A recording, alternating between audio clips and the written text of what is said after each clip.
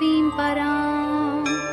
श्रीदेवाः उवाच जयलक्ष्मी जगन्मातः जयलक्ष्मी परात्परे, जय कल्याणनिलये जय सर्वकलात्मिके, जय ब्राह्मी महालक्ष्मी ब्रह्मात्मिके परात्मिके, जय नारायणि शान्ते जय श्रीललिते रमे, जय श्रीविजये देवीश्वरि श्रीदे जयर्धिधे, नमः सहस्रशीर्षायै सहस्राननलोचने, नमः सहस्रहस्ताब्जपादपङ्कजशोभिते, अणोरणुतरे लक्ष्मी महतोऽपि महीयसी।